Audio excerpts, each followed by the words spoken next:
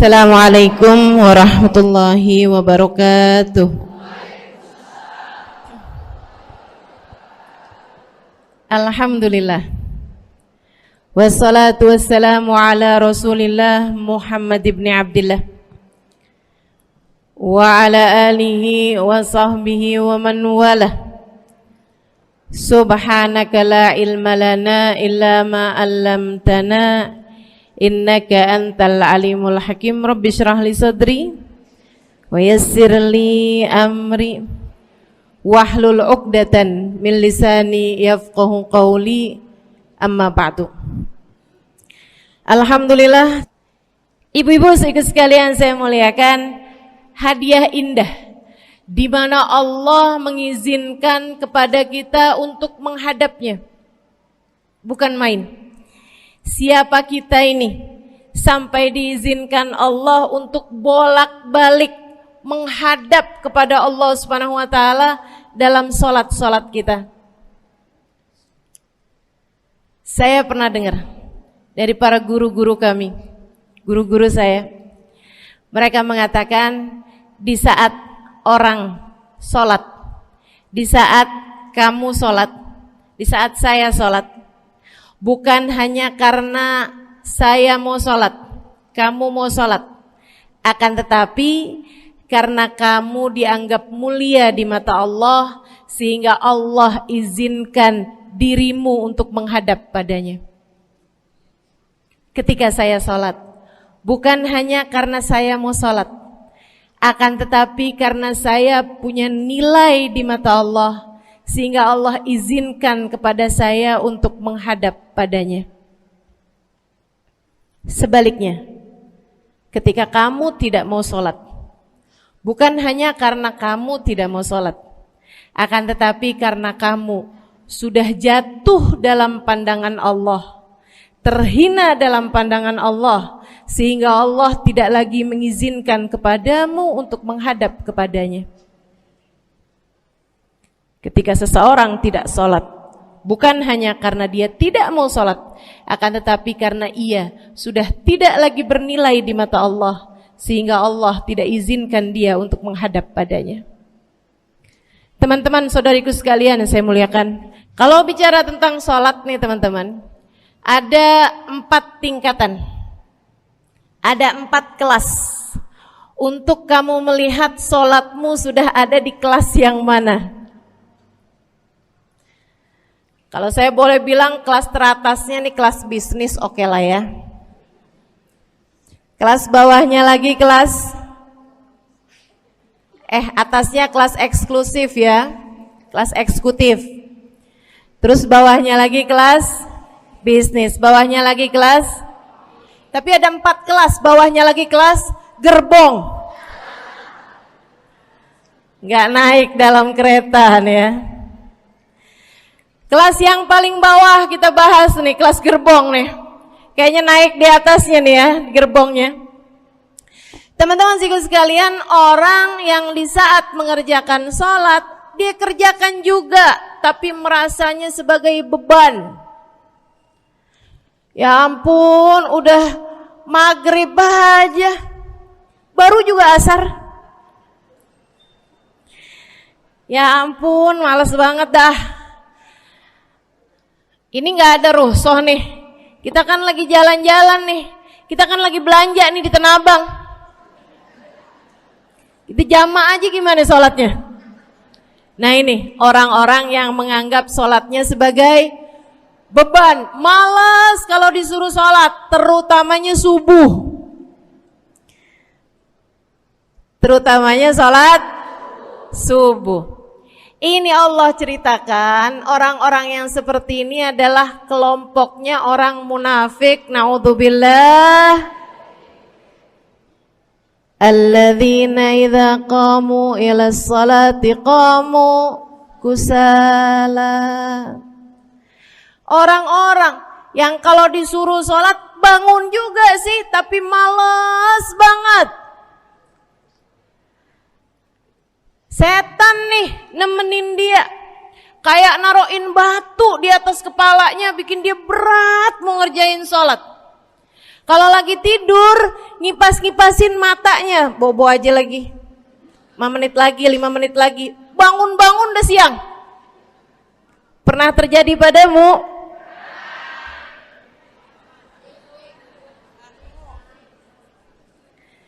Jemur kunut.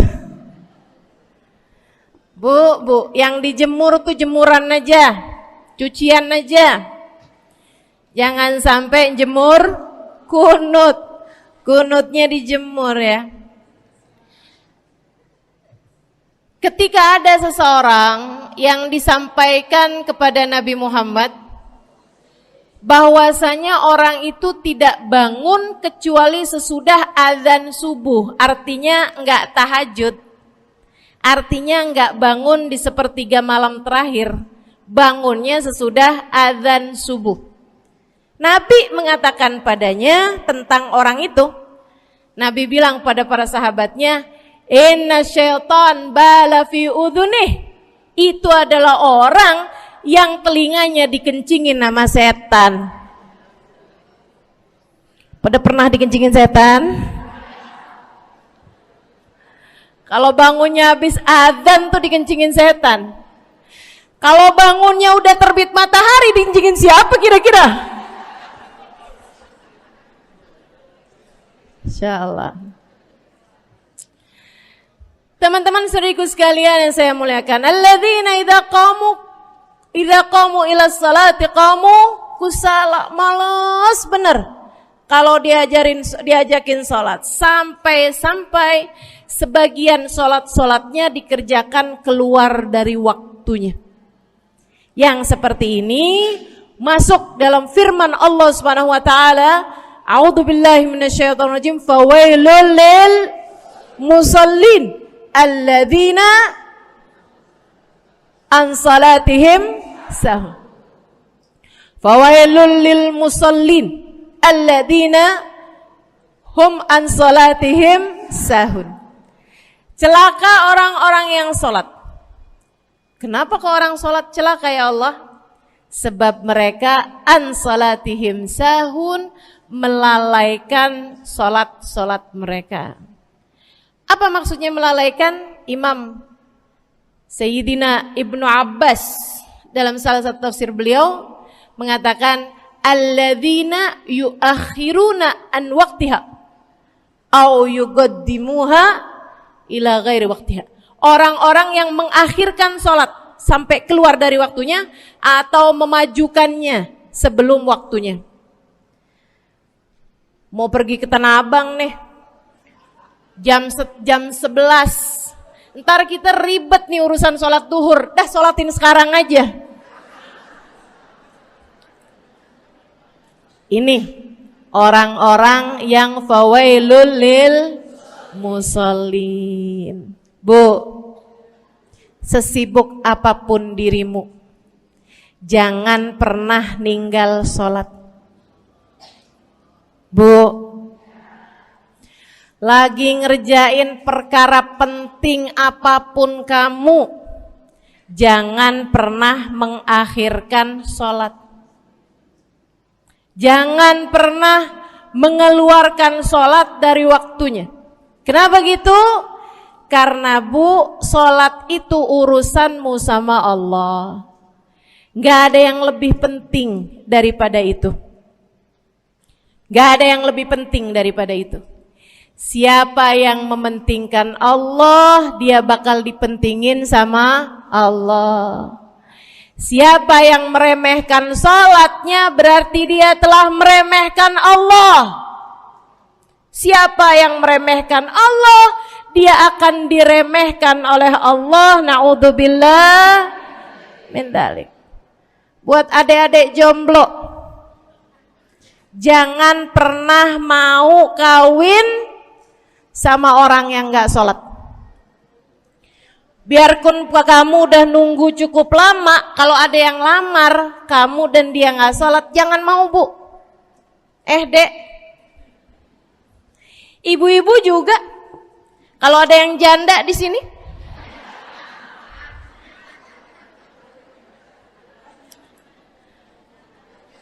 terus ada yang lamar kamu, Walaupun di garasinya ada kijang,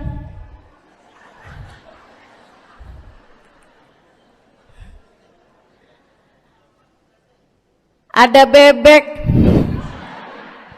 motor maksudnya ya, datang melamar kamu, jangan terima.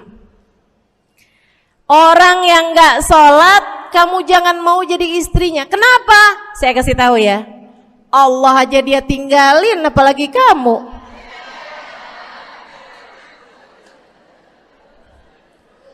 Allah aja dia tinggalin. Siapa yang tidak berguna baginya peringatan Allah, maka tidak akan berguna baginya peringatan dari siapapun. Tapi dia mencintai saya, Ustazah. Dia mencintai saya cinta mati katanya. Sekarang tungguin setahun 2 tahun, cintanya hilang, tinggal matinya.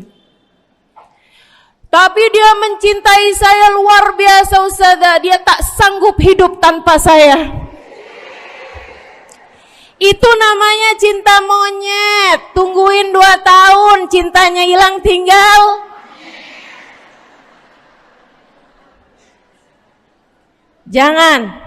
Jangan temenan sama orang gak sholat. Dia telah jatuh di mata Allah. Maka kita pun belajar buat jadi orang-orang yang terus mendaki, terus meraih rahmatnya Allah, terus belajar buat jadi salah satu orang yang dipandang dengan rahmat oleh Allah Subhanahu wa taala. Salah satunya dengan cara kita memuliakan sholat, kita menjaga sholat. Jagain sholatnya, jangan masuk kelompok orang yang tadi itu sholatnya menjadi beban. Ini kelompok paling bawah nih. Naik ke kelas ekonomi. Tadi begitu ya? Kelas ekonomi, orang-orang yang sholatnya menjadi sebuah kewajiban. Dia kerjain, dia tahu itu wajib, dia gak akan tinggalin. Tapi sama halnya dengan kewajiban-kewajiban yang lain. Kita nih kalau mikirnya kewajiban, Bu, kalau nggak diwajibin lagi seneng. Betul nggak? Masih ada kayak beratnya gitu ngerjain sholat. Orang yang sholatnya dianggap sebagai kewajiban. Kayak anak-anak sekolah tuh, wajib pakai seragam, wajib ngerjain PR. Kalau satu hari, besok enggak wajib pakai seragam. Ada enggak ya pakai seragam? Enggak ada. Enggak ada. Enggak ada yang besoknya dia pakai seragam terus tanyain, "Kenapa kamu tetap pakai seragam?" Abisnya saya suka sama seragamnya. Enggak ada. Karena mereka menganggap pakai seragamnya adalah kewajiban. Sekolahnya sebagai kewajiban. Jadi giliran besok libur anak-anak, hore gitu. Ada orang-orang yang sholatnya dianggap sebagai kewajiban. Nggak ada yang nambah kalau kewajiban tuh. Sholat sunnah boro-boro. Sholat wajib aja kalau bisa dibikin sesingkat mungkin akan dilaksanakan dengan cara yang sesingkat-singkatnya.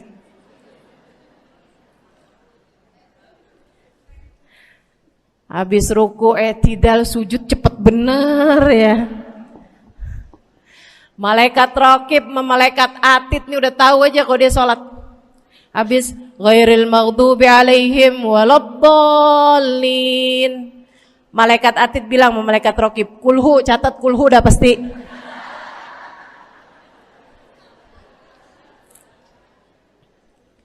Kulhu aja gak kelar-kelar. Teman-teman saudaraku sekalian yang saya muliakan, sholatnya dianggap sebagai sebuah kewajiban. Nggak nambah dengan sunnah, namanya wajib. Kita naik lagi insya Allah. Sholatnya kita naikkan dari yang kewajiban kita naik menjadi kelas bisnis, sholatnya sebagai sebuah kebutuhan. Bu, mudah-mudahan nih ibu-ibu, teman-teman semuanya yang sedang menyimak kajian pada hari ini, saya doakan, karena saya berharap saya pun juga didoakan, agar menjadi salah satu orang yang sudah berada dalam tingkatan ini. Sholat kita tahu adalah kebutuhan kita. Sama kayak kebutuhan makan, Bu. Ibu kenyang nggak kalau makan nasi doang 2 piring? Kenyang. Siapa yang bilang nggak kenyang? Kalau kamu makan nasi doang sepiring, kenyang apa nggak kenyang? Kenyang. Akan tetapi pasti ibu-ibu mau nambah dah. Nambah apaan? Lauk. Nambah lauknya. Ada ikan asin, ada sayur asem, langsung pada lapar nih. Ada sambal, Masya Allah, ada tempe goreng. Udah Bu ya, tetangga lewat kagak nyadar. Masya Allah. Teman-teman saudara sekalian, kita nambah, bahkan udah kenyang pun kita masih cari lagi tambahan. Makanan apa nih yang bisa kita makan? Karena kita tahu makan adalah sebuah kebutuhan kita. Kita perlu sama makan. Kita butuh sama makan. Maka demikian pula dengan orang-orang yang sholatnya sudah dia tahu adalah sebagai sebuah kebutuhan. Cukup sih duhur 4 rakaat, dia nambah. Ada qobliyahnya, ada ba'diyahnya. Jam-jam 9 pagi nggak ada sholat wajib sih, tapi pengen ngemil, ya Bu ya, dengan cara kerjain sholat duha. Malam-malam abisnya isya, ampun mau tidur, ingat katanya Nabi, pesannya kepada Sayyidina Abu Hurairah, wasani habibi, kata Abu Hurairah, an utir qabla an anam. Kekasih saya Nabi besar Muhammad, kata Abu Hurairah, kasih pesan pada saya untuk jangan tidur sebelum sholat witir. Jadi habis kelar sholat isya langsung sambung sama witirnya. Dia tahu sholatnya adalah sebagai sebuah kebutuhan. Kebutuhan. Saya butuh untuk sholat karena saya butuh kepada Allah. Saya perlu sholat karena saya perlu kepada Allah. Saya perlu sholat karena saya tahu urusan saya sebesar apapun saya rasakan adalah kecil dalam pandangan Allah. Saya perlu sholat karena permasalahan dalam hidup saya yang saya rasakan sebesar gunung di atas pundak saya, di atas punggung saya, di hadapan Allah tak sampai seperti setitik debu yang mudah saja untuk dia angkatkan dari kehidupan saya. Maka kita pun menjadikan sholat sebagai sebuah kebutuhan. Lagi sakit, jangan ninggalin sholat. Kenapa? Kamu menghadap kepada yang punya kesehatan. Lagi banyak utang, jangan ninggal sholat. Sama, jangan utang lagi. Karena kamu menghadap kepada pemilik segala kekuasaan, pemilik dunia dan akhirat, pemilik semua uang di atas muka bumi ini adalah Allah. Makanya Habib Ali Habsyi, penulis kitab Maulid Simtud Durar, yang tadi ibu-ibu baca maulidnya, beliau pernah bilang, Ada dalam salah satu diwan beliau. Diwan tuh syair-syair beliau itu ya. Ali idza qad marid syafahu fi'lus shalah la'alla syirrus sifa fi wad'i tilkal jibah. Kata beliau, Ali nih kalau lagi sakit, nih Habib Ali ya, beliau tuh padahal punya amal ibadah sangat banyak. Tapi Habib Ali bilang, Ali idza qad marid syafahu fi'lus shalah. Ali nih kalau lagi sakit, sembuhnya sama sholat. Sembuhnya sama sholat. La'alla sirrus sifa. Rasa-rasanya memang Allah letakkan rahasia kesembuhan ada pada fi wad'i tilkal jibah, terletakkannya jabhah kita, dahi kita di tempat sujud. Di sana semua permasalahan-permasalahan dalam hidupmu menjadi ringan. Saat kamu meletakkan dahimu di tempat sujud, kamu berbisik lirih kepada Allah, akan tetapi suaramu didengar sama yang punya arsy. Akan tetapi suara bisikanmu didengar segenap malaikat-malaikat yang ada di atas langit. Kemudian mereka mendoakanmu sehingga Allah mengatakan wasjud waqtarib, sujudlah kamu. Posisi sujudmu itu waqtarib akan membuatmu menjadi dekat dengan Allah Subhanahu wa taala. Sujudlah dan mendekatlah kepadaku, kata Allah. Agrab ma yakunul 'abd min rabbih fa huwa sajid, kata Nabi Muhammad. Fa aktsiru fihi du'a faqamin an yustajabulah. Tempat terdekat seorang hamba dengan Tuhannya adalah saat dia sedang sujud. Maka perbanyaklah doa dalam sujudmu, kata Nabi Muhammad. Doamu sangat mungkin diijabah oleh Allah. Apalagi kalau doanya kamu haturkan di sepertiga malam yang terakhir. Saat-saat di mana kebanyakan manusia di sekelilingmu yang lalai berada dalam tidurnya, berada dalam alam mimpinya. Para ulama tuh sampai bilang, Bu, dari kehususannya sepertiga malam yang terakhir, orang yang ngerjain maksiat aja sepertiga malam yang terakhir tuh tidur. Ibu gak pernah tahu orang-orang pulang diskotik jam berapa? Gak tahu ya, sama. Tapi Bu, yang pasti mereka tuh sepertiga malam yang terakhir malah pada pulang, malah pada tidur gitu. Orang maksiat aja itu sama Allah dibuat tidur tuh di jam-jam yang biasanya turun rahmatnya Allah. Allah mau milih nih mana nih hamba-hambaku, pilihan-pilihanku akan aku bangunkan untuk menghadapku. Kemudian Allah Subhanahu wa taala bertanya, hal min mustaghfirin, hal min taib, hal min talibi hajatin faunilahul matalib.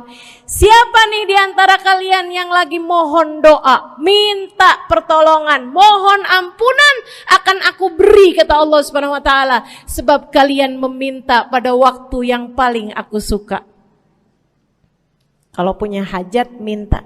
Kapan mintanya? Dalam sujud. Kapan sujudnya? Dalam sholatmu di sepertiga malam yang terakhir. Bu, ngelihat muka-mukanya pada punya hajat banyak-banyak nih.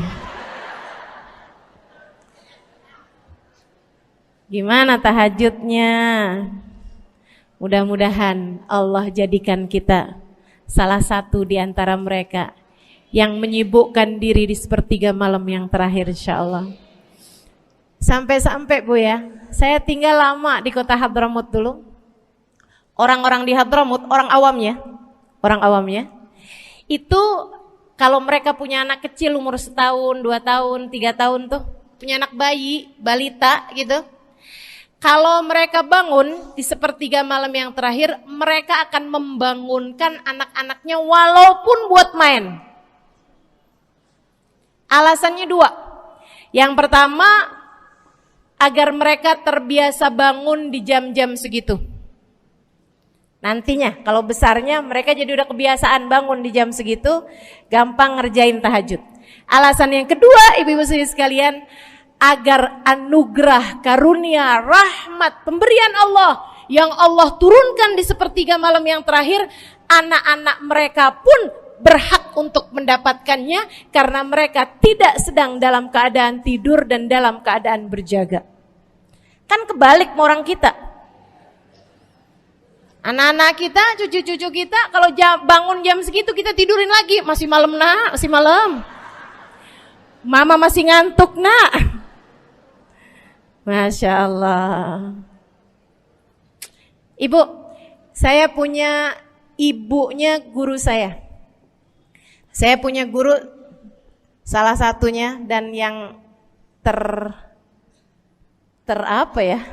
tercinta di hati saya, Sayyidil Habib Umar bin Hafid.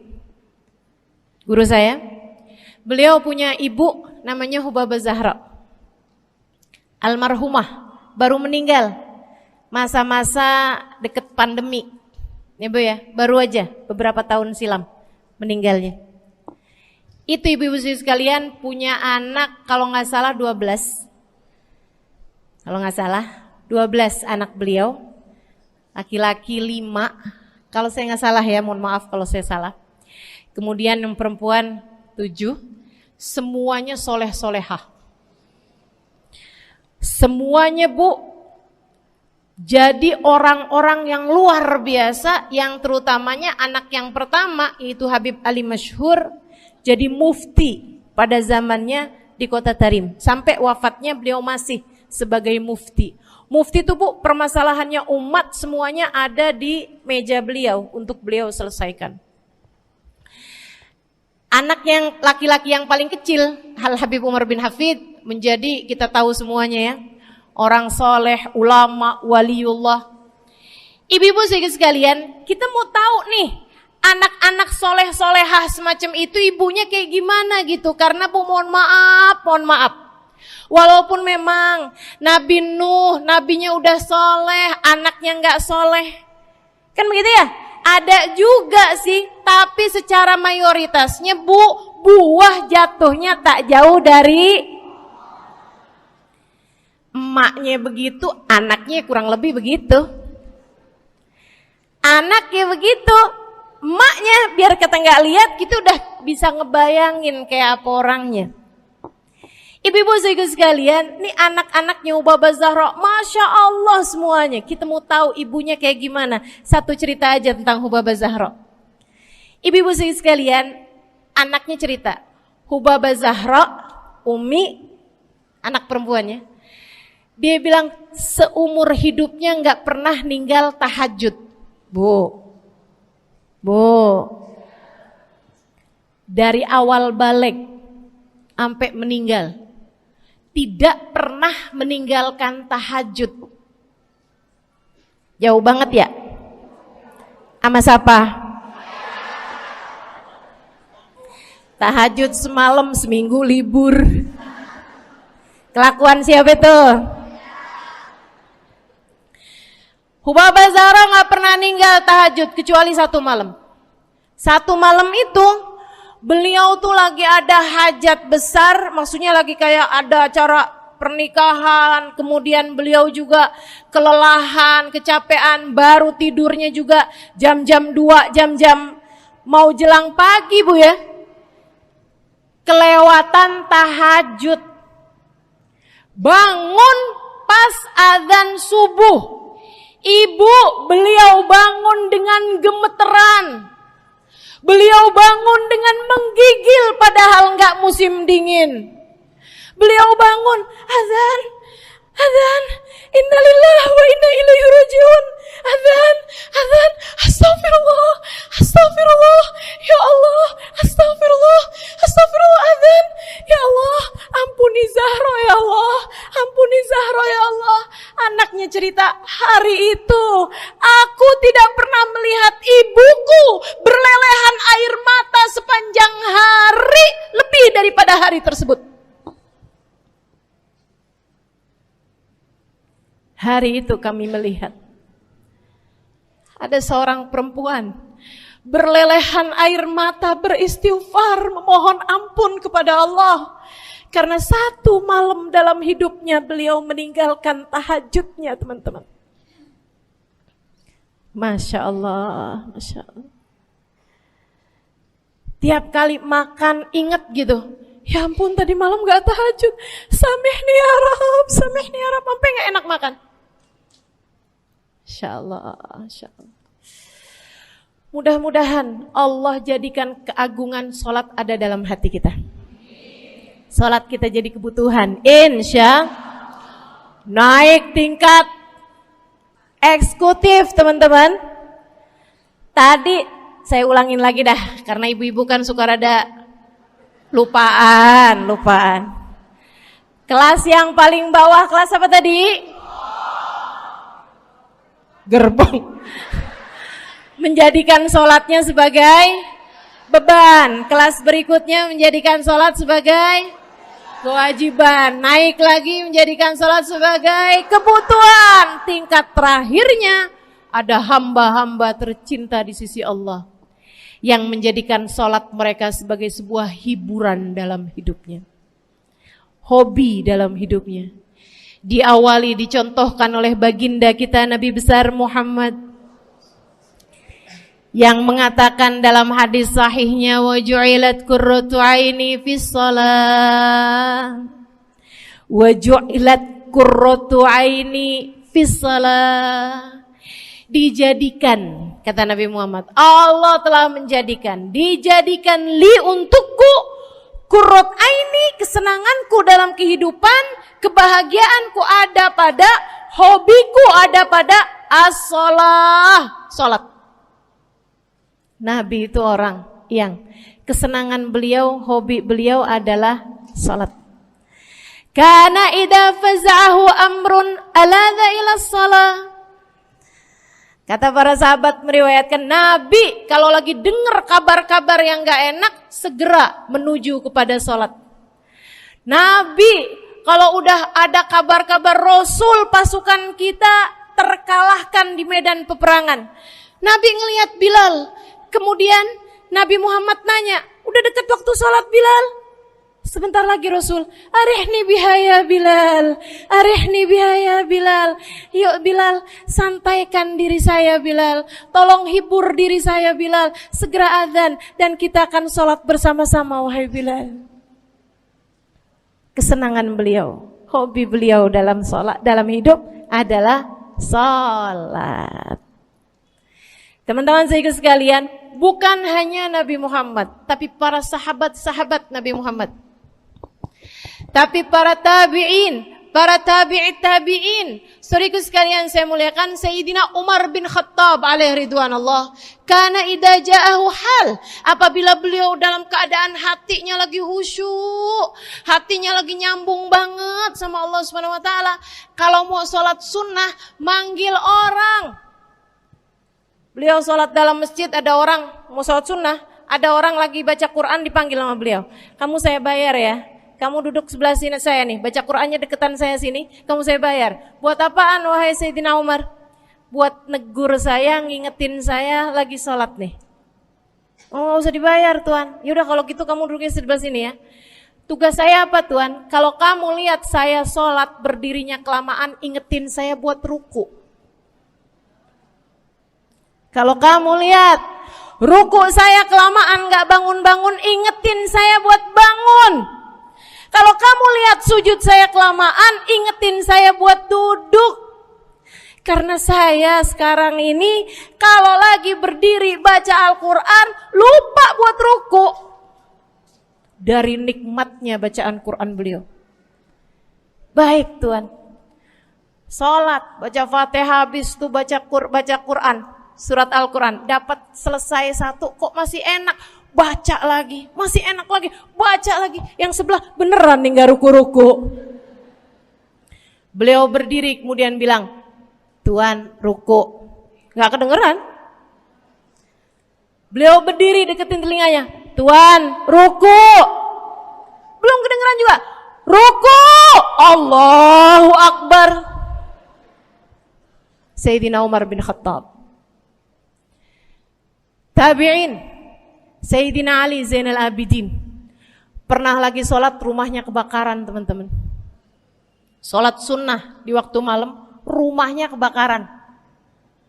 Orang-orang pada teriak-teriak, Tuan Harik, nar, ya ibn binti Rasulillah, wahai anak dari cucunya Nabi Muhammad, Tuan, ada api di sekitarmu, Tuan, kebakaran, Tuan, kebakaran. Allahu Akbar. Sami Allahu liman hamidah, enggak lihat apa-apa. Habis selesai sholat baru lihat, kebakaran nih rupanya. Orang-orang pada bilang, kami sudah mengingatkanmu Tuan. Apa jawab beliau? Al-hadni an-narul kubro. Di depan saya ada api yang jauh lebih besar, api neraka. Saya enggak lihat api sekecil ini. Masya Allah. Saudaraku sekalian yang saya muliakan, para ulama Allah Subhanahu wa taala. Terakhir saya mau ceritakan Sayyidil Habib Abu Bakar As-Sakran, penulis Wirid Sakran. Kalau teman-teman pernah tahu, beliau saudaraku sekalian saya muliakan dapat julukan As-Sakran, orang yang mabuk. Karena mabuk kepada Allah Subhanahu wa taala. Beliau pernah satu waktu kena penyakit di punggungnya. Beliau kemudian tanya sama dokter, kata dokter, wah ini nih penyakit mesti diangkat, mesti dioperasi. Ya udahlah, operasiin saya. Disuguhin 1 gelas khamr di waktu yang telah ditetapkan untuk jadi waktu operasi. Apa ini? Khamr, minuman keras. Zaman itu belum ada obat bius. Dia bilang, ini buat apa? Khamr ini Tuan, minuman keras ya, agar engkau enggak sadar. Jadi enak gitu kita ngoperasinya. Dia bilang, saya mau dengan kesehatan saya kepengen ngerjain taat kepada Allah, saya enggak mau. Saya dapetin kesehatan saya dengan cara mengerjakan yang diharamkan Allah, yaitu minuman keras. Saya enggak perlu ini. Waduh, kalau gitu enggak bisa dioperasi Tuan. Kenapa soalnya? Ya nanti kan kesakitan, nanti susah operasinya gitu. Oh gampang. Kalau kalian pengen bikin saya enggak sadar, enggak perlu minuman keras. Terus gimana? Operasikan kalau saya sedang sholat. Maka mulailah, dokter-dokter udah pada siap. Beliau lagi sholat sunnah ya Bu ya. Allahu Akbar gitu. Mulai dokter buka baju belakangnya, mulai Bu digunting kulitnya, digergaji tulangnya. Beliau Bu mukanya meringis saja enggak. Beliau ruku, dokternya ikutan nungging. Beliau sujud, dokternya ikutan menunduk juga. Beliau sholat nikmat banget. Sampai beliau selesai dari sholat, beliau nanya sama dokter-dokternya, kenapa gak nurut tadi tuh waktu saya sholat mestinya operasi. Kata dokter, udah selesai Bib dari tadi. Masya Allah. Radiyallahu ta'ala anhum wardahum. Ini bukan kelas-kelas kita. Saya cuma ceritain aja sama ibu-ibu. Bukan berarti ibu-ibu nanti pas waktu sakit bilang sama dokter-dokter gak usah dibius. Beda hati Bu, beda hati. Ibu ya, beda iman, beda semuanya kita sama mereka. Yang pasti, makanya saya kan yang ini gak doa nih. Pas yang kebutuhan tuh baru saya doa. Kenapa? Karena kayaknya tingkatan kita dah Bu ya. Mentok dah di sampai kebutuhan itu dah. Insyaallah, mudah-mudahan Allah jadikan kita orang yang menjaga salat insyaallah. Rabbi jalni muqimas shalah wa min dzurriyyati amin. Rabbi jalni muqimas shalah wa min dzurriyyati amin. Rabbi jalna muqimis shalah wa min dzurriyyatina rabbana wa taqabbal du'a. Ala hadhihi niyyah bi kunniyah salihah ila hadratin nabi al-fatihah. Syaitanir rajim. Bismillahirrahmanirrahim. Alhamdulillahirabbil alamin. Ar-Rahmanir-Rahim, Maliki Yaumiddin, Iyyaka na'budu wa iyyaka nasta'in. Ihdinas siratal mustaqim, siratal ladzina an'amta 'alaihim, ghairil maghdubi 'alaihim waladdallin. Amin. Taqabbalallahu minna wa minkum, taqabbal ya karim. Sama-sama kita hormati, kita sayangi segenap keluarga besar dari Majelis Ta'lim Raudhatul Aliyah di bawah pimpinan Ibu Ayu Komaladewi Kita doakan semoga beliau beserta segenap keluarganya senantiasa dalam limpahan rahmat ridha Allah Subhanahu wa taala. Juga kita doakan Ustazah Nabilah Al-Haddad sebagai pengasuh di majelis ta'lim ini, sebagai pimpinan di majelis ta'lim ini, Bu Ayu dan Ustazah Nabilah sekeluarga semuanya insyaallah senantiasa dalam pandangan kasih sayang Allah SWT. Panjangkan umurnya, disehatkan badannya, dimudahkan urusannya, kabulkan hajatnya, semakin dicinta Allah SWT dan Rasulnya. Para ustadzah, para hubabah, para syarifah, para pimpinan pondok pesantren, para pimpinan majelis ta'lim, yang mudah-mudahan semuanya dalam limpahan rahmat ridha Allah SWT, serta tentu saja semua yang hadir di majelis ini, baik ibu-ibu, kakak-kakak, adik-adik, anak-anak, yang mudah-mudahan semuanya dirahmati Allah, disayang Allah, dibahagiakan Allah, diistiqomahkan jalannya menuju ridha Allah Subhanahu wa taala, insyaallah diistiqomahkan jalannya menuju surga Allah Subhanahu wa taala. Amin ya rabbal alamin. Qul amantu billah thumma istaqim, kata Nabi Muhammad sallallahu alaihi wasallam kepada seorang pemuda yang meminta nasihat. Ya Rasulullah, ausini, wahai Rasul, tolong nasihati aku. Kita kalau ketemu orang mulia jangan minta duit, Bu. Kita kalau datang ketemu sama orang-orang yang kita tahu doanya mustajab, sangat soleh, hidupnya baik, apalagi jika dia adalah kekasih-kekasih Allah Subhanahu wa taala. Kamu kalau berjumpa dengan ulama, jangan minta sesuatu yang duniawi. Tirulah para sahabat ketika berjumpa dengan Nabi Muhammad. Biasanya mereka meminta satu dari dua hal. Yang pertama, mereka minta doa. Ida'ili ya Rasulullah, doakan aku wahai Rasul. Ibu juga gitu. Kalau ketemu sama ulama, ketemu orang soleh, ketemu kiai, ketemu habib yang kita tahu doanya mustajab, bertemu hubabah, mintalah doa. Tapi jangan hanya sekedar urusan doa duniawi, Bu. Doa duniawi itu yang gimana, Ustazah? Doa yang kalau diijabah nggak akan manfaat begitu kamu masuk dalam alam kubur. Itu namanya doa duniawi. Ustazah, doakan saya biar saya cepat kebeli rumah.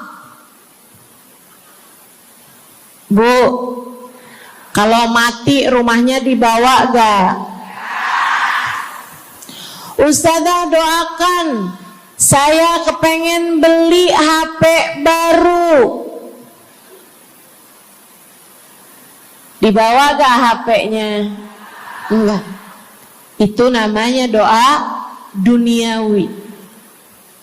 Ustazah, Doakan biar suami saya tambah cinta.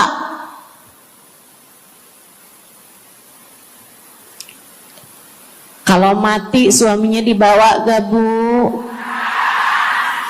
Walaupun kamu mau, dia gak bakalan mau Bu.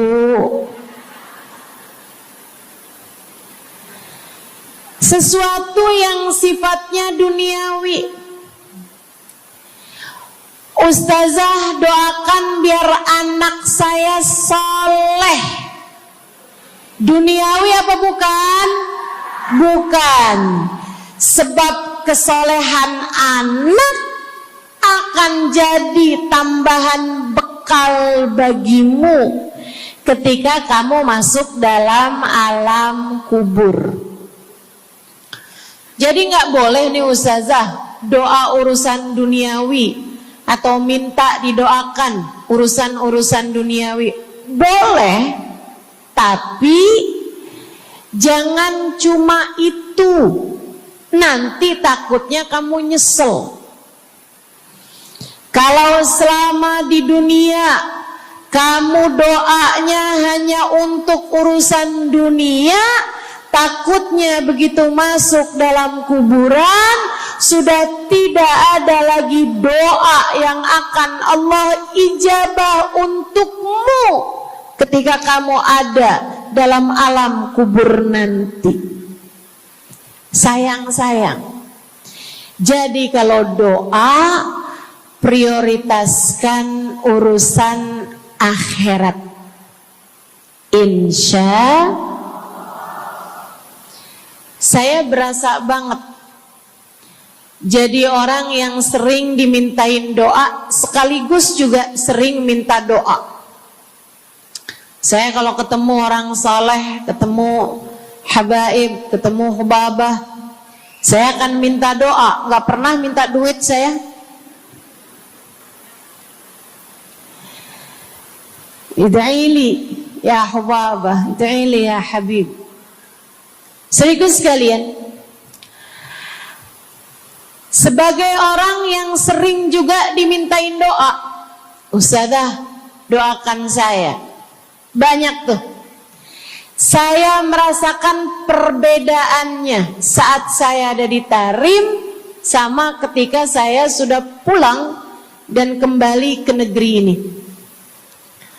Waktu saya di Tarim, orang kalau minta doa sama saya, usik berdoa, tolong ya doain saya. Saya suka tanya, doa apa? Selalu aja, hampir semuanya mengatakan hal yang sama. Id'ili bihusnil khatimah. Doakan saya biar husnul khatimah. Begitu nyampe ke Indonesia, kalau ada orang bilang ustazah doain saya, biasanya lanjut tuh doanya, minta apa langsung dibilang, nggak pakai tanya. Ustazah doain saya biar utang cepat lunas. Ustazah doain saya biar cepat dapat jodoh. Ustazah doain saya biar jadi orang kaya. Ustazah doain saya biar suami nggak mendua. Ya Allah, ternyata kebanyakan orang kita kalau minta doa seringnya urusan duniawi. Bukan berarti nggak boleh, boleh aja sih. Cuman takutnya begitu kamu mati nyesel kalau semua doamu selama ini adalah sesuatu yang tidak ikut kamu bawa ketika kamu mati. Kalau kita lihat para sahabat ketika mereka berjumpa dengan Nabi Muhammad, selalu saja banyak di antara mereka yang minta doa. Nabi pernah tanya, doanya apa? Macem-macem jawaban para sahabat. Ada yang begini, Harithah menjawab, ida'ili an yarzuqani Allah asyhada fi sabilih. Rasul, doakan saya biar saya dikaruniai mati syahid di jalan Allah. Ada lagi yang lain doanya, ya Rasulullah, id'ili an yarzuqani Allah murafaqatan bika ya Rasulullah. Doakan biar saya nanti di masa sesudah kematian saya, di masa akhirat nanti bisa mendampingimu wahai Rasulullah, bisa berjumpa denganmu wahai Rasul, bisa ada dalam rombonganmu wahai Rasulullah. Doa-doa yang sangat ukhrawi, doa-doa yang sangat akhirat, karena mereka sudah faham tujuan hidup sesungguhnya adalah mencari ridha Allah Subhanahu wa ta'ala. Tujuan hidup sesungguhnya adalah bergerak menuju surga Allah Subhanahu wa ta'ala. Tujuan hidup sesungguhnya adalah berpulang kepada Allah dalam keadaan Allah ridha kepada kita. Sahabat tuh minta didoakan, sama yang kedua minta nasihat. Kita juga nyontoh, kalau ketemu orang soleh, kalau ketemu ulama, kalau ketemu habaib, ketemu kiai, ketemu bunyai, ketemu hubabah, ketemu ustadzah, ketemu ustadz, minta nasihat. Selain daripada minta doa, mintalah nasihat. Hal ini dicontohkan oleh para sahabat kepada Nabi Muhammad. Datang seorang pemuda berjumpa Nabi Muhammad sallallahu alaihi wasallam. Kemudian bertanya, ya Rasulullah, ausini, wahai Rasulullah, berikanlah nasihat kepadaku ini. Nabi Muhammad tersenyum, senang, bangga, karena mengerti bahwa umatnya faham apa yang harus diminta dari nabinya. Nabi berkata kepadanya, qul amantu billah thumma istaqim. Kata Nabi Muhammad, ucapkanlah, aku beriman kepada Allah, kemudian istiqomahlah kamu di jalan Allah. Nasihat Nabi Muhammad buat pemuda tersebut, nasihat Nabi Muhammad buat pemuda-pemuda umatnya sepanjang zaman. Nasihat Nabi Muhammad buat umatnya, baik yang muda maupun yang tua, baik laki-laki maupun perempuan, baik yang pintar maupun yang kurang pintar. Semua umatnya dinasehati sama Nabi Muhammad. Karenanya akan saya sampaikan hal ini kepadamu hari ini. Quli, ucapkanlah, amantu billah, aku beriman kepada Allah.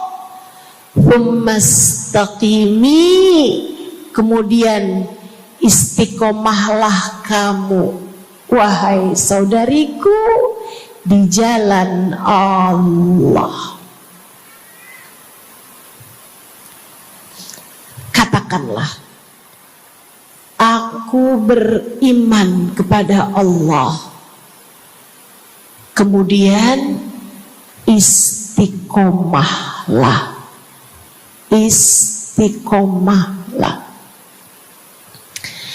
Nasihat yang sangat indah dari baginda kita Nabi besar Muhammad, yang Allah karuniakan kepadanya jawami'al kalim, dapat selalu berbicara dengan kata-kata yang ringkas tapi padat.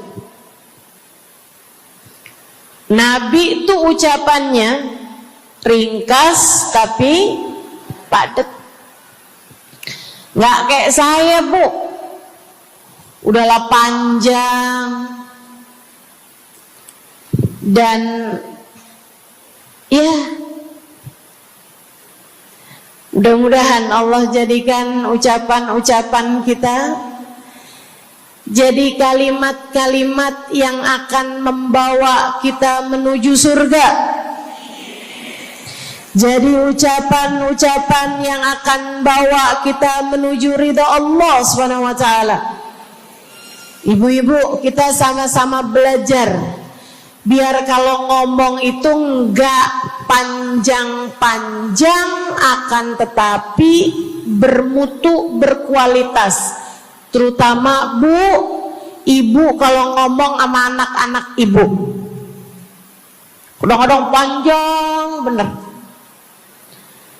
Padahal itu aja, anak sampai hafal. Iya mah, katanya gitu. Betul gitu? Nabi kalau ngomong pendek aja tapi penuh makna. Nabi kalau bicara seringkali nggak panjang-panjang tapi sangat berarti.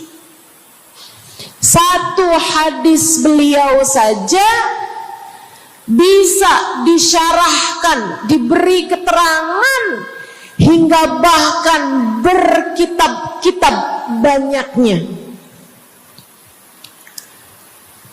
Ibu-ibu sekalian, salah satu dari ucapan ringkasnya Nabi Muhammad, amantu billah, kata Nabi, qul amantu billah, tsumastaqim, ucapkanlah, aku beriman kepada Allah, kemudian istiqomahlah di jalan Allah.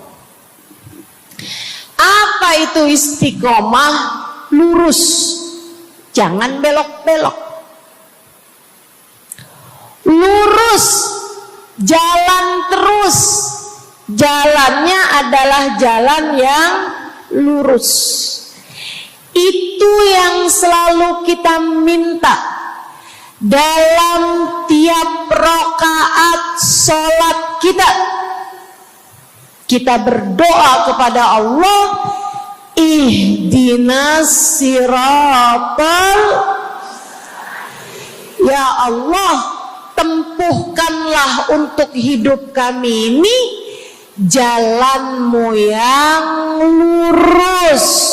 Sama kayak kamu lagi bilang, ya Allah, karuniakanlah dalam kehidupan kami keistiqomahan di jalanmu ya Allah.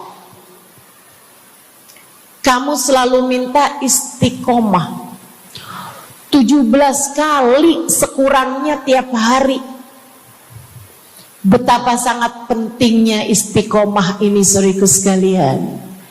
berada dalam jalan yang lurus. Saya mau bahas jalan lurus yang dimaksud ini apa aja. Satu,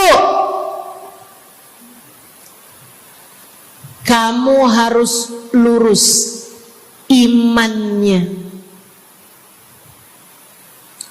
Amantu billah, aku beriman kepada Allah. Kata Nabi Muhammad sallallahu alaihi wasallam, "Qul amantu billah," ucapkanlah, aku beriman kepada Allah. Maka istiqomah tersebut yang nomor satu adalah dalam urusan keimanan. Bu, Kak, Dek, Nak, yang lurus imanmu. Iman yang lurus tuh yang gimana, Ustazah? Iman yang lurus adalah memahami dua kalimat syahadat yang menjadi pintu gerbang keimananmu. Orang kalau masuk Islam, dia jadi orang yang beriman, dia mengucapkan kalimat syahadat. Apa itu? La ilaha illallah. Yang pertama, yang kedua, Muhammad Rasulullah. Tidak ada Tuhan selain Allah. Itu harus kamu miliki dalam hatimu secara lurus, istiqomah. Gak ada Tuhan selain Allah. Jangan hari ini Tuhannya Allah, besoknya Tuhannya duit. Apapun aja yang disuruh sama duit, yang ada duitnya, yang haram-haram pun diterjang. Lah kenapa begitu? Saudaraku sekalian, qul amantu billah, ucapkan, aku beriman kepada Allah, aku faham arti la ilaha illallah. Tidak ada Tuhan selain Allah. Tidak ada yang mengatur kehidupan selain Allah. Tidak ada yang memberi rezeki selain Allah. Maka berimanlah kepada Allah. Kalau ada istri bilang sama suaminya, kalau kamu nanti pulang bawa duit, ahlan wa sahlan, selamat datang. Tapi kalau kamu pulang nanti nggak bawa duit, silakan tidur di luar.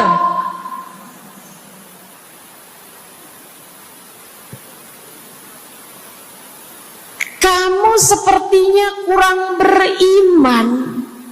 Kamu lupa bahwa pemberi rezeki bukan suamimu, melainkan yang ngasih rezeki itu cuma satu, Bu. Namanya bukan pekerjaan, bukan atasan, bukan pemerintah. Yang ngasih rezeki cuma Allah Subhanahu wa ta'ala. Maka berimanlah atas hal itu. Jangan nyalahin si ini, nyalahin si itu. Imanmu benerin. Imanmu benerin. Banyak orang saya liatin itu suka pada repot urusan rezeki. Banyak banget. Di dunia ini nih banyak yang suka repot urusan rezeki. ngejar dunia abis-abisan, ngejar duit segala macam cara, sampai omongannya nggak jadi omongan orang beriman. Waktu dibilangin jangan nyari rejeki yang haram, cari rejeki yang halal. Jangan berani ngambil yang bukan hakmu. Dia bilang begini nih, ya ustazah nggak tahu zaman sekarang, jangankan nyari yang halal, nyari yang haram juga susah saja.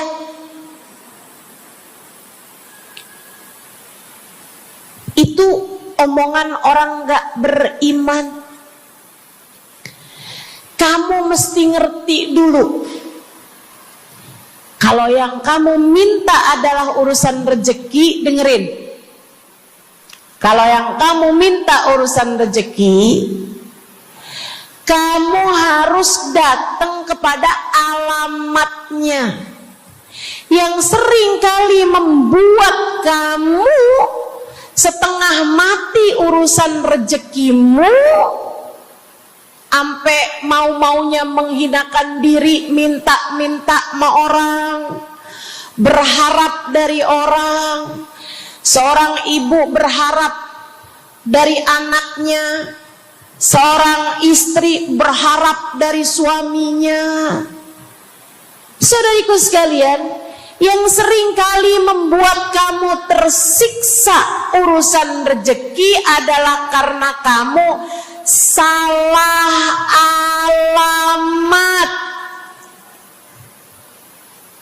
Kamu salah alamat. Kamu sedang tersesat jalan. Kamu sedang salah arah. Makanya jadinya kemana-mana kamu nggak nemu. Orang alamatnya aja salah. Ini kalau kamu mau ke Kubah Mas, tapi kamu perginya ke Taman Mini, nyampe apa nggak nyampe? Dapat apa enggak majelisnya? Nggak dapat. Kenapa? Salah alamat. Yang dicari Kubah Mas, kamu perginya ke Keong Mas. Nggak nyampe, nggak dapat. Saya kasih tahu padamu, alamat rezekimu ada pada Allah. Alamat rezekimu ada pada Allah. Alamat rezekimu ada pada Allah. Maka berimanlah kepadanya, fahamilah arti la ilaha illallah. Tidak ada Tuhan kecuali Allah. Gak ada yang ngasih rezeki selain kamu. Lagi sakit, kamu mau nyari obat, saya kasih tahu alamat obatmu. Alamat yang bisa menyembuhkanmu hanya satu, namanya urusan rezeki. Allah sudah bilang, huwar razzaq dzul quwwatil matin. Allah lah satu sang pemberi rezeki. Allah lah satu sang pemilik kekuatan sejati. Jadi kamu kalau mau nyari rezeki, datanglah ke alamatnya, datanglah kepada Allah. Kamu lagi mau nyari kesehatan, jangan salah alamat. Datanglah kepada sang pemilik kesehatan. Alamatnya yaitu Allah yang telah mengatakan, fa idza maridtu fa huwa yashfin. Katanya Nabi Allah Ibrahim, apabila saya sakit, maka hanya Allah lah yang maha menyembuhkan. Berarti nggak boleh pergi ke dokter gitu Ustazah? Silahkan pergi ke dokter, pergi ke apotik, datang kepada orang yang doanya mustajab, minta didoakan. Tapi semua hanyalah sebab, semua hanyalah wasilah. Sang penyembuh sejati adalah Allah. Saudariku sekalian yang saya muliakan, kalau kamu merasa saya lemah Ustazah, gak punya kekuatan,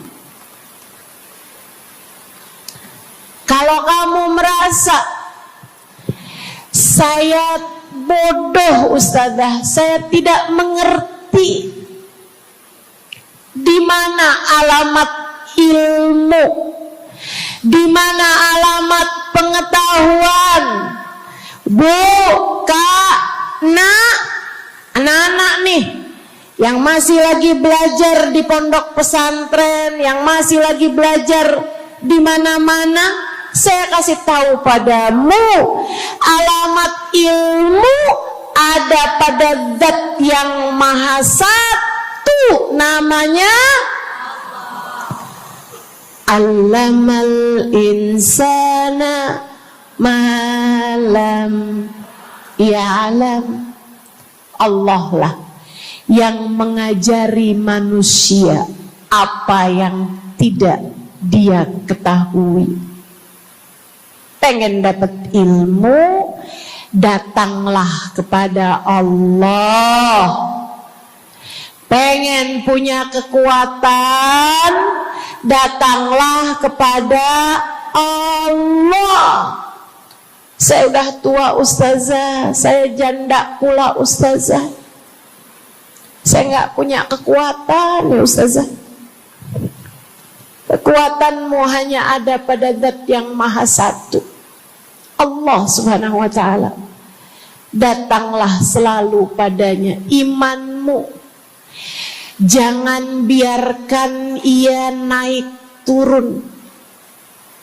Imanmu biarkan ia kokoh di dalam hatimu. Jangan percaya kalau ada yang bilang kekuatan ada pada uang.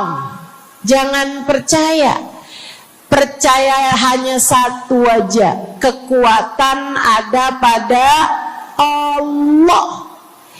Jangan percaya orang bilang kekuatan ada pada kecantikan. Kalau kamu cantik, kamu kuat, suamimu gak akan kemana-mana. Jangan percaya, Bu. Percaya hanya satu aja, kekuatan ada pada Allah Subhanahu wa Ta'ala. Kamu takut terjadi hal-hal yang buruk bagimu, bagi anak-anakmu. Kamu kepengen ada yang jaga. Ibu, gak usah pusing-pusing mau nyari bodyguard, gak usah pusing-pusing mau sewa security, pengamanan. Sebab sang pemberi keamanan hanya satu, namanya Wallahu ya'simuka minan nas. Hanya Allah satu yang dapat menjagamu dari kejahatan manusia. Qul a'udzu birabbin nas. Katakanlah, aku berlindung kepada sang penjaga manusia, sang pemelihara manusia, sang pengasuh manusia, Allah Subhanahu wa ta'ala. Berimanlah padanya, istiqomahlah. Bu, gak ada yang bisa bikin orang meninggal selain Allah. Gak ada. Tapi dia ditabrak orang, Ustazah. Kalau gak ditabrak dia gak bakalan mati. Kamu kebalik. Justru karena dia harus mati, Allah jadikan dia ditabrak. Jelas? Ini imannya mesti yang benar nih. Jangan kamu kira ini ada dokter malpraktek sehingga dia kemudian meninggal dunia. Jangan kamu kira karena salah minum obat dia mati. Bukan, ibu-ibu sekalian, justru karena dia harus mati, karenanya kemudian ketemu sama dokter yang malpraktek lah, ketemu sama obat yang salah lah. Itu hanya sebab kematiannya itu sendiri. Allah udah bilang, idza jaa ajaluhum la yastakhiruna sa'atan wa la yastaqdimun. Apabila datang ajal seseorang, gak ada siapapun yang bisa memajukan barang semenit pun, gak ada yang bisa memundurkan meski sesaat sekalipun. Gak ada. Emang udah kepastiannya. Waktunya mati ya mati, Bu. Gak ada yang bisa menghidupkan, sekaligus tidak ada yang bisa mematikan selain Allah. Itu artinya istiqomah dalam iman. Tapi tunggu dulu, sebelum saya lanjutkan istiqomah yang lain. Selain beriman kepada Allah, kamu juga harus beriman kepada Nabi Muhammad. Kamu harus beriman kepada Nabi Muhammad. Beriman bahwa beliau adalah, a'udzubillahi minasyaitonirrajim, qul innama ana basyarum mithlukum yuha ilayya. Dua-duanya harus seimbang. Innama ana basyarum mithlukum, tapi juga yuha ilayya. Katakanlah wahai Nabi Muhammad, aku adalah seorang manusia seperti kalian. Saya punya badan, saya punya perasaan. Kalau nggak makan-makan saya lapar. Kalau habis makan nggak minum saya haus. Kalau beberapa hari saya nggak tidur, saya ngantuk. Qul innama ana basyarun. Sampaikan kepada manusia, aku adalah seorang manusia seperti kalian juga. Ama anak cinta, lama nggak ketemu sama istri, kangen. Katakan wahai Nabi Muhammad, ana basyarum mithlukum, saya manusia seperti kalian juga. Kalau ada yang disayang kemudian meninggal, sedih. Karena Nabi adalah seorang manusia. Tapi tunggu dulu, Beliau tidak hanya sekedar manusia, itu adalah satu sisi kehidupan Nabi Muhammad. Jangan lupa, innama ana basyarum mithlukum, tapi yuha ilayya, aku diberi wahyu, aku hamba wahyu, aku berbincang-bincang dengan Allah, kalian tidak. Aku berbicara langsung dengan Allah, kata Nabi Muhammad, kalian tidak. Aku dituruni malaikat Jibril, kalian tidak. Aku diberi wahyu Al-Quran 30 juz, kalian tidak barang seayat pun. Nih, kalau saya perhatikan, imannya umat manusia yang beriman kepada Allah sekalipun menjadi cacat ketika tidak beriman kepada Nabi Muhammad. Lihatin, mohon maaf, orang Yahudi, Bu, beriman kepada Allah. Kamu kalau nanya sama orang Yahudi, Tuhanmu siapa? Allah. Tapi mereka enggak beriman kepada Nabi Muhammad. Apakah mereka disebut orang yang beriman? Tidak. Orang Nasrani, apakah mereka beriman kepada Allah? Iya. Tapi apakah mereka beriman kepada Nabi Muhammad? Tidak. Apakah mereka beriman? Tidak. Bahkan umat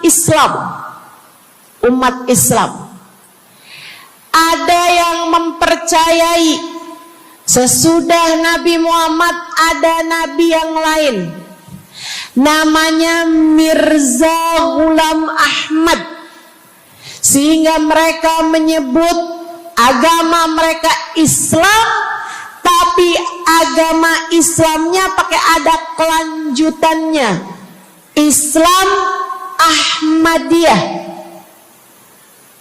Apakah mereka beriman? Tidak. Sebab syarat iman selain la ilaha illallah juga ada Muhammad Rasulullah. Bahkan, Bu, ada banyak di antara kita orang-orang yang iman kepada Allah luar biasa, tapi kalau urusan kepada Nabi Muhammad, kalau lagi diceritain Isra Mi'raj, dia bilang Nabi Muhammad tuh gak usahlah segitu amat diperayakan Isra Mi'rajnya. Nabi Muhammad tuh Isra Mi'raj cuman sekedar ruhnya aja, badannya nggak pakai Isra Mi'raj. Jadi Nabi itu orang lihatnya kayak tidur aja, ruhnya aja yang melayang-layang. Isra Mi'raj bener, tapi ruhnya aja, badannya nggak pakai pergi. Jadi kalian nggak usah berlebih-lebihan sama Isra Mi'raj. Oh, kenapa gitu? Kamu gak percaya sama Isra Mi'raj, sama badan-badannya Nabi sekalian, kamu gak percaya, kenapa? Ya karena itu gak masuk akal. Manusia kan gak bisa kayak gitu. Nabi Muhammad kan manusia. Kamu lupa bahwa Nabi walaupun manusia, beliau adalah yuha ilayya. Beliau adalah hamba wahyu. Ketika diceritakan tentang mukjizatnya Nabi Muhammad, yang bisa memperbanyak makanan, bahkan ada Ghazal, ada rusa yang berbicara dengan Nabi Muhammad, ada unta yang sujud kepada Nabi Muhammad, ada pohon yang datang kepada Nabi Muhammad dengan mencabut akarnya, kemudian berjalan dengan akarnya menuju Nabi Muhammad. Ketika dipanggil, kemudian sujud pohon tersebut kepada Nabi Muhammad sallallahu alaihi wasallam dan bertanya, "Mengapa engkau memanggilku wahai Nabi?" Dia nggak percaya, nggak masuk di akal. Itu hanyalah dongeng. Kita bilang tapi hadisnya sahih. Riwayatnya Ibnu Mas'ud yang menceritakan hal itu, hingga bahkan Sahibul Burdah menuliskannya.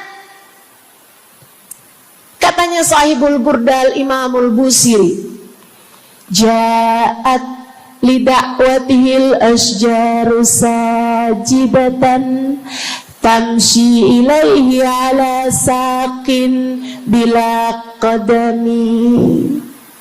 Datang ketika dipanggil sama Nabi Muhammad pepohonan. Mereka datang dengan, mereka berjalan dengan akar-akar mereka, kemudian sujud di hadapan Nabi Muhammad. Ini tentang iman. Mereka nggak percaya. Mereka ngakunya paling beriman. Mereka ngakunya paling lurus imannya. Tapi kenapa kalau mengenai Nabi Muhammad kamu menjadi timpang? Ketika melihat orang ramai-ramai bersolawat kepada Nabi Muhammad, mereka kegerahan. Ketika melihat orang-orang ramai datang ke majelis-majelis maulid, merayakan, bergembira atas lahirnya Nabi Muhammad, mereka kegerahan sampai mereka bikin GAM. Apaan tuh? Gerakan anti maulid. Oh, ada lagi mereka menyebut diri mereka GAS. Apaan tuh? Saya tanya. Gerakan anti solawat lah. Kenapa kamu kegerahan sama Nabi Muhammad? Hah? Kenapa kamu ngerasa kayak takut banget umat begitu cinta sama Nabi Muhammad? Ada apa denganmu? Kamu lupa Nabi Muhammad memang manusia, tapi qul innama ana basyarum mithlukum yuha ilayya. Jangan pernah pisahkan Nabi. Meskipun beliau seorang manusia seperti kita, tapi beliau adalah hamba wahyu. Beliau adalah hamba wahyu. Kamu gerah banget orang bersolawat sama Nabi Muhammad. Ada masalah apa sama kamu? Kamu gerah banget orang baca maulid Nabi Muhammad. Bahkan ada orang-orang yang ngaku paling Islam, tapi gerah banget ngelihat orang berziarah ke makam Nabi Muhammad. Ada masalah apa sama kamu? Yang bermasalah bukan kami umat Nabi Muhammad. Yang bermasalah adalah imanmu. Sebab ketika kita diminta beriman kepada Nabi Muhammad, jangan hanya fokus kepada kemanusiaan Nabi Muhammad, fokuslah pula kepada beliau sebagai hamba wahyu. Saudaraku sekalian yang saya muliakan, istiqomah dalam iman. Beriman kepada Allah, beriman kepada Rasulullah. Cinta kepada Allah, cinta kepada Rasulullah. Cinta kepada Rasulullah, cinta kepada keluarga Rasulullah, cinta kepada sahabat Rasulullah, dan istiqomahlah dalam cinta tersebut.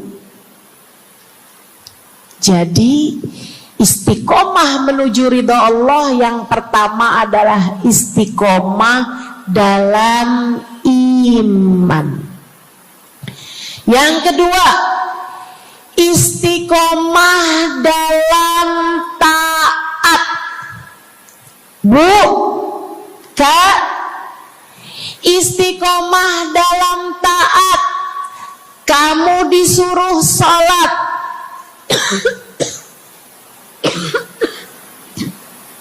istiqomahlah. Jangan tinggal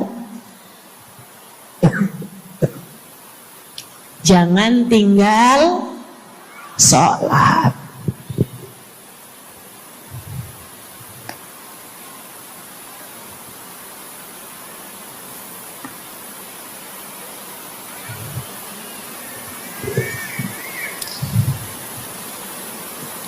Kamu diperintah buat puasa Ramadan, jangan tinggal puasa.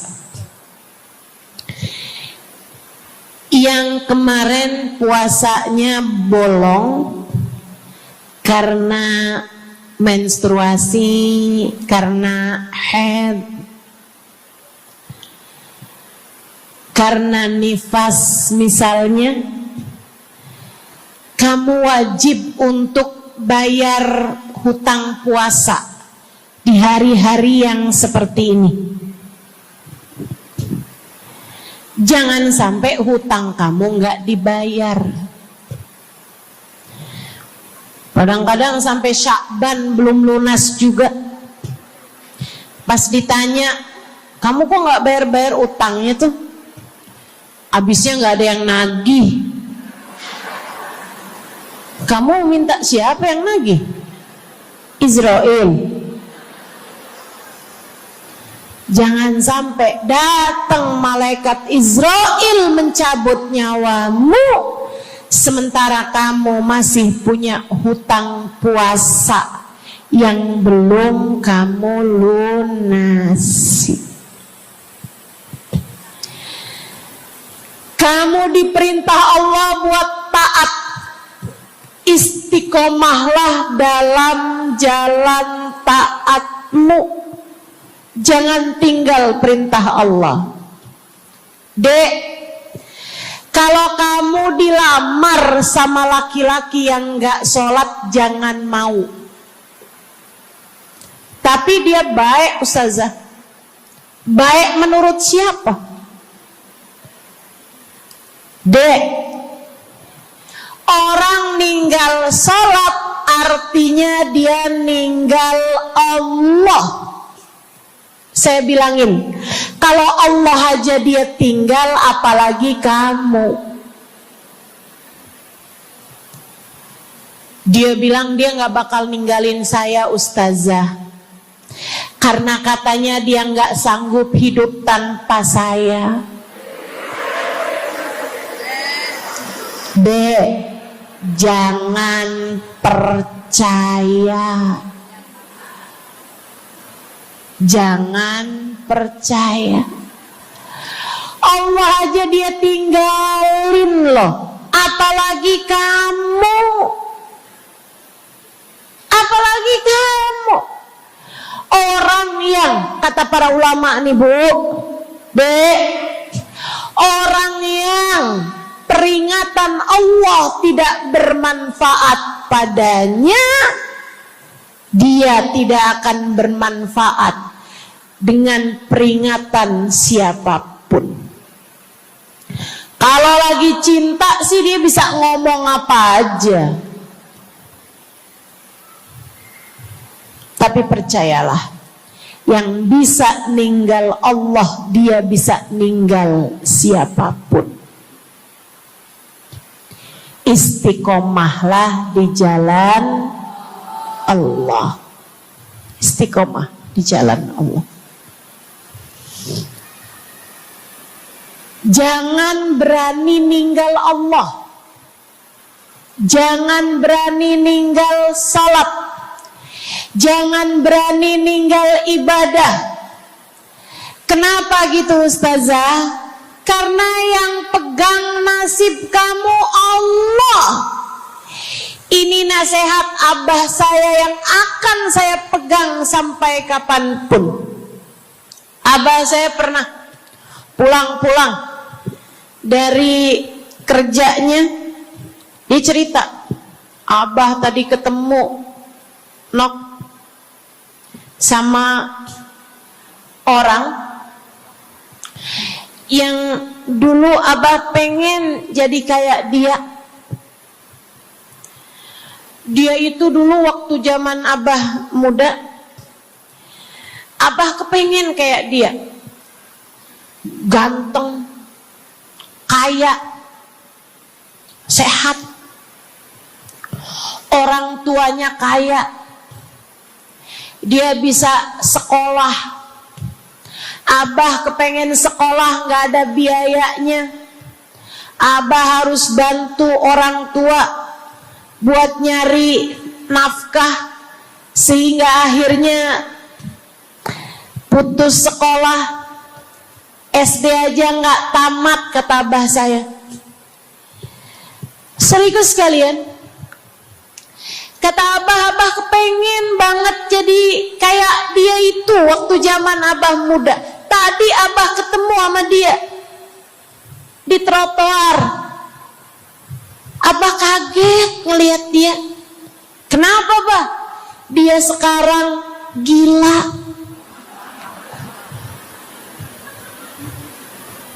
Jadi orang gila di trotoar. Abah pas liatin mukanya kayak kenal nih. Abah saya bilang subhanallah. Nak, abah kasih nasihat sama saya, Bu. Zaman saya SD, biar gini-gini saya pernah SD loh, Bu. Abah saya bilang, nak, ternyata hidup yang paling penting nasib. Dan ingat nak, nasib adanya di tangan Allah. Maka kalau kamu kepengen nasib kamu bagus, jangan pernah tinggal Allah. Itu nasihat abah saya. Saya pegang terus sampai dengan sekarang. Kamu dalam hidup yang penting nasib. Yang paling penting buat anak-anak kamu dalam hidup mereka adalah nasib. Ibu, nasib. Bukan ilmu, bukan harta, bukan sehat, bukan. Yang paling penting dalam hidup anakmu adalah nasib. Bukan cakep. Kamu nak dalam hidup harus cakep nak. Nanti nak, kalau zaman-zaman akhir nanti ada cara buat mempercantik diri. Pakai nak, operasi plastik, ayo nak. Filler lah, tarik benang lah, semua kerjain nak. Yang penting dalam hidup cantik. Kamu jangan sampai kayak mamah kamu ini nak. Bapak kamu buka cabang di mana-mana. Bukan. Yang paling penting bagi anakmu di hidup mereka di dunia sebelum kelak di akhirat nanti adalah nasib. Saya kasih tahu, yang paling penting adalah nasib. Dan nasib itu adanya dalam genggaman Allah. Maka kalau kamu kepengen nasibmu bagus, kalau kamu kepengen nasib anakmu bagus, jangan tinggal Allah. Urusanmu dengan Allah yang bagus. Perintah-perintah Allah jangan ditinggal. Larangan-larangan Allah jangan diterjang. Jelas? Yang di belakang jelas? Saya ingat Bu, saya punya guru namanya Hubabah Bahiyah. Saya kalau jumpa sama beliau, saya selalu minta doa. Saya ceritakan tuh di buku Bidadari Bumi yang pertama. Beliau sangat enggan mendoakan orang lain. Kalau dimintain buat doa tuh beliau jarang-jarang mau doain.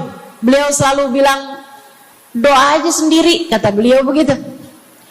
Bukan karena beliau pelit, doa yang gratis pun gak mau gitu, bukan. Melainkan karena beliau sangat tawadhu, merasa bahwa doamu